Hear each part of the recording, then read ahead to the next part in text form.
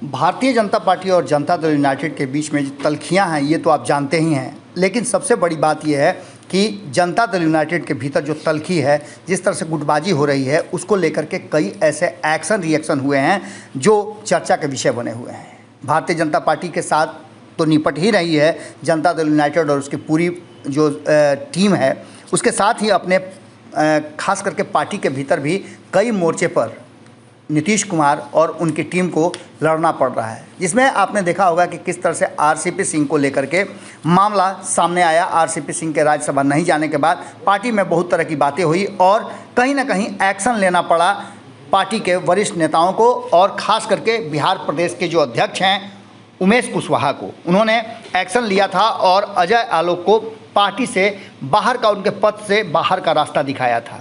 अब इन सब के बाद अजय आलोक काफ़ी चर्चा में हैं। अजय आलोक लगातार अपनी बातों को रख रहे हैं और कहा यह जा रहा है, अजय आलोक ने तो स्पष्ट कर दिया है कि वो आज भी नीतीश कुमार को अपना नेता मानते हैं। लेकिन अजय आलोक ने इस पूरे हंगामे और भारतीय जनता पार्टी जदयू के बीच में जो तल्खियाँ हैं, खटास हैं, उसके बाद आपको याद होगा कि हमने एक बात कही थी कि जब अग्निवीर को लेकर के पूरी तरह से हंगामा चल रहा था तो पप्पू यादव ने एक डिमांड रखा था, जो डिमांड कहीं ना कहीं पंजाब की सरकार बनते ही ले लिया गया था, एक्शन में आ गया था। उसके अध्यादेश भी जारी कर दिए गए थे कि कहीं ना कहीं जो पूर्व विधायक हैं, वर्तमान में जो लोग हैं, उनका भी समय निर्धारित हो, उनके वेतन की बात हो और उनको जो दिया जाता है, जो कुछ भी वो सरकारी फंड से जाता है, उसे कहीं ना कहीं बंद किया। उनके पेंशन व्यवस्था को अब नए सिरे से विवेचित किया जाए। इस बात को लेकर के एक बड़ी बात अजय आलोक ने प्रधानमंत्री नरेंद्र मोदी से कह दी है। उन्होंने साफ तरीके से अपने सोशल मीडिया अकाउंट पर लिखते हुए कहा है कि ये निर्णय लेकर लागू करने की क्षमता अगर किसी में है तो इसी सरकार में है और नरेंद्र मोदी जी के कारण है। यानी कि आप समझ लीजिए कि अजय आलोक ने कहीं ना कहीं भारतीय जनता पार्टी और केंद्र की सरकार का समर्थन किया है और ये जदयू और नीतीश कुमार को शायद नागवार गुजरे।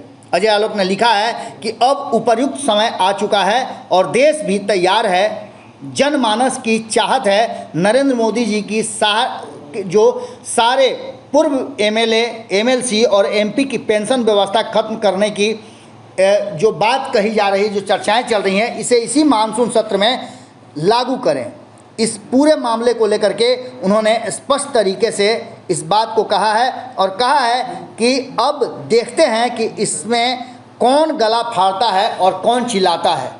अब देखने वाली बात यह होगी कि अजय आलोक के इस डिमांड के बाद क्या भारतीय जनता पार्टी इस एक्शन को लेती है। नरेंद्र मोदी कड़े फैसले लेने के लिए जाने जाते हैं। क्या आने वाला मानसून सत्र और जो एमएलए एमपीज़ हैं, जिनको लेकर के बहुत सारी बातें कही जा रही है, उनके पॉकेट पर डाका पड़ेगा या सरकार उन सारे चीज़ों को जो उन्हें सुविधाएं मिलती है उसे बंद करेगी।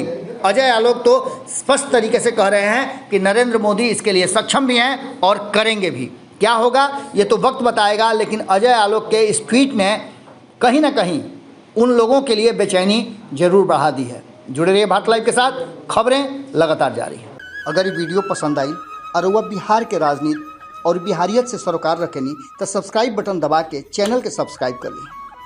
ओजे एगो घंटी बा, ओकरा बटन दबा देला से कुल सटीक और मारक खबर रुआ मुफ्त में मिल जाई।